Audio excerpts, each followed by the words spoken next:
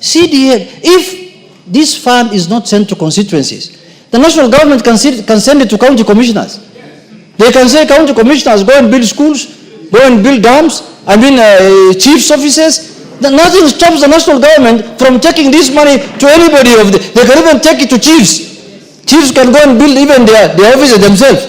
So, Mr. Speaker, first we have to acknowledge that this fund has nothing to do with devolution. It's not taking money that belongs to devolved entities, Mr. Speaker. But, Mr. Speaker, lastly, I want to say that, only important people are normally bashed.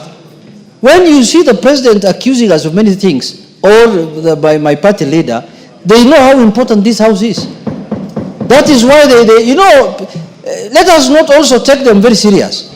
Because, you know why I'm saying that? Because everything also they want to do must come through this house. Even if for you to dissolve this NGCDF, there must be some work to be done here in Parliament. Who is going to do it? So, Mr. Speaker, let them have their say. We are going to have our way. That's the position. Let us give them the freedom to to have their say, and we also have our way. But what we know, Mr. Speaker, corruption is not peculiar to Parliament. Corruption, if it is corruption everywhere, and it must be fought in that manner. But if you want to make it sectional, Mr. Speaker, then you lose the war on corruption. But finally, Mr. Speaker, my final word is that let us come together. Let us do our functions of oversight, representation, and legislation. Mr. Speaker, we have legislated the last 2-3 years under your leadership in this House. We have passed many, and we have the power of the pass. It is us who decide which fund goes to where, as this House, Mr. Speaker. There is no taxation without representation. We have all the powers, Mr. Speaker, and you know the executive cannot operate without Parliament. They can go and say whatever they want to say outside there, but everything they will do must go through this House. Mr. Speaker, if there are allegations of corruption on anyone among us, everybody will carry his own cross. So there is no need of condemning the whole House as a group, Mr. Speaker. With those few words, Mr. Speaker, I want to say, members, don't be annoyed. We will deal with these people perpendicularly. We know how to deal with them. Just keep quiet.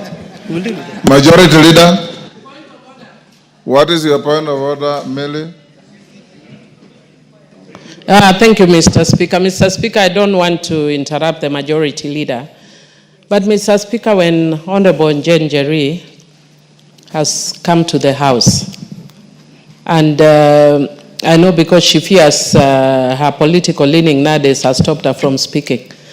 But can you use your standing order number 1, especially for a lady who is young and who is emulating me, just to declare that she's exceptionally well dressed? Order, Honorable Millie Odhiambo. The Speaker can only rule you improperly dressed. I have no capacity to declare the excellence of your dress. Majority Leader, go on. Thank you, Honorable Speaker. Order, Jerry. The Speaker has no capacity to say exceptional dressing. Millie has a very sharp eye. Honorable Njeri passed just in front of me here, and I hadn't noticed, unfortunately.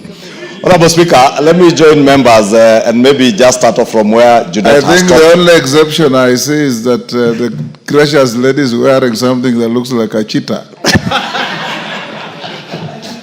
Or a leopard. You can be certain, Honorable Speaker, if she was here earlier, yes, she would never have recognized any of the footballers that you are mentioning from back those days. Just like the Honorable Joseph was asking who are those the Speaker is mentioning, because they were not born by then, Honorable Speaker. But that is the beauty of this House, Honorable Speaker, and it tells you that in this House, Honorable Speaker, we have men and women, as Honorable Junet has said, who have been elected by the people to come and represent them and oversight government on behalf of the people. Therefore, Honorable Speaker, when we oversight the executive and the judiciary, because we have that singular role as enshrined in this constitution, we don't do it as a favor to anybody. Not to the president, not as a favor to those serving in the executive. We do it on behalf of the people. Therefore, I want first to encourage members that nothing and nobody should instill fear in you in doing your work as members of parliament. Because you are duly elected by the people of Kenya to exercise oversight even over the executive, even the office of the president, and even the president himself. That is why this house has powers under this constitution to impeach those in the executive, and those in the executive can do nothing to remove you from this house. Absolutely nothing. Because that is how we crafted our constitution, Honorable Speaker. Honorable Speaker, I have listened to many of the contributions, and let me take particular interest to what the Honorable Otiende Amolo said. That we have a Powers and Privileges Committee in this House, Honorable Speaker, which fortunately is chaired by none other than yourself. This Powers and Privileges Committee has the powers and a singular mandate to receive complaints, as Honorable Otiende Amolo said, from whatever quarter against any member of parliament who may engage in any manner of impropriety, whether within the precincts of parliament or outside parliament, Honorable Speaker. It is not fair to condemn the house in its entirety, Honorable Speaker. We have young members like Honorable Njeri, Honorable Joseph, who just joined this house the other day, Honorable Speaker. We have older members like the Honorable Keinan, the father of the house, who has been here for a long time, and yourself, Honorable Speaker. When this house is condemned, you are condemned. The Honorable Keinan is being condemned. The Honorable Njeri and Joseph here are being condemned. Honorable Speaker, if there are people who have suffered, I am among those people who have suffered immensely from this condemnation. I was a sponsor of that bill the Honorable Murugara was speaking about as leader of the majority. I saw yesterday when figures of 150 million shillings were mentioned that relate to the Senate. There are people who went on social media to say, oh, that is the 150 million Kimani Ichung'wah used to purchase I don't know what where. Honorable Speaker. No, this time they didn't mention a chopper, they were mentioning shares I invested in a bank. But I have invested an investment I have made, Honorable Speaker, from money I have borrowed from our own parliamentary circle and my other circle in Muhasibu. Fortunately, Honorable Speaker, when they banded those stories, thinking they are maligning me, the share price of NHIF has risen by 2 shillings. And therefore that investment, by the very essence of their maligning stories, has gone up. And today I can liquidate them, pay off my loan, and walk home with a clean, tidy amount, tidy sum. But you cannot vilify me for that. Nobody should vilify any member of parliament because they are members of parliament, Honorable Speaker. When we vilify one person in this house unfairly, we are vilifying the institution of parliament. And we must protect and defend as strongly as we can the integrity, not of even ourselves as individuals, but of the institution of parliament. Because this institution is there to oversight. And we cannot have... Give him 2 minutes. Honorable Speaker, I was saying we cannot have meaningful oversight over the executive if we are seen to be beyond reproach, Honorable Speaker. Let us use our Powers and Privileges Committee to ensure, Honorable Speaker, if by any chance there is any one of us, and I say any one of us, Honorable Speaker, including myself, who, Honorable Speaker, as a Swahili would say, aliye na tuhuma yoyote, let them be before the Powers and Privileges Committee and also before the investigative agencies like EACC, so that they may take action so that we protect the institution of parliament, Honorable Speaker. 2, Honorable Speaker, on the question of what is provided for in Article 94 to 96 of our Constitution, and I don't want to repeat what has been said about the powers of the House, in the our sister House in the Senate, to oversight national revenue that is going to the counties. I think it is a matter, and I said it yesterday, Honorable Speaker, in that meeting, that it is a matter that is explicitly provided for in the Constitution. We cannot amend this Constitution by vilifying the institutions of parliament, whether it is the National Assembly or the Senate. Let us just purpose to live by the tenets of this Constitution. Honorable Speaker, NGCDF. Again, NGCDF is vilified and attacked in this fashionable thing to attack members of parliament. NGCDF does not belong to members of parliament. The Kikuyu NGCDF does not belong to Kimani Ichung'wah. Neither does the Elders NGCDF belong to the Honorable Mohamed. Adam Kainan. Honorable Speaker, NGCDF belongs to the people of Kenya, to the constituents who have elected us to come and represent them here. We oversight NGCDF just like any other fund in government. Honorable Speaker, when the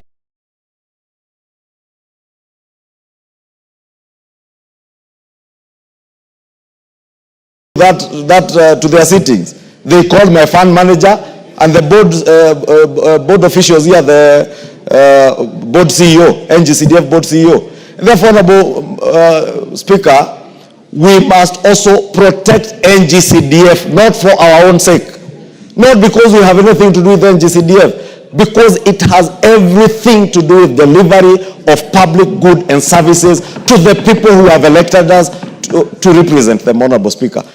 And let me just conclude by saying, Honorable Speaker, we would have no business being the people's representatives if we have nothing that we can oversight those that have been charged by the people of Kenya to hold public funds in their trust. Then we have no business being members of parliament if you can't oversight.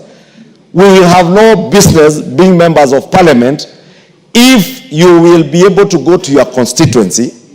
You will find at a time like now when it is cold and rainy, a school latrine has sunk or a roof has been blown away, and you cannot influence anything, Honorable Speaker, with the NGCDF committees to ensure that you make good the lives of the people who have elected you. We must protect NGCDF with our blood and our souls, Honorable Speaker, in this house. We must. And we must tell everybody, Honorable Speaker, even those who are in the county governments, Honorable Speaker, and we have said it numerously, we are not in competition with the county governments.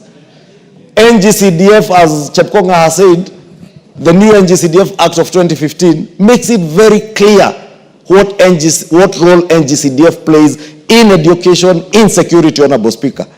We amended the act here the other day, Honorable Speaker, to even remove the contentious issues that were there before, like sports, and we removed them, Honorable Speaker, because we want to live and abide by what is provided for in this Constitution.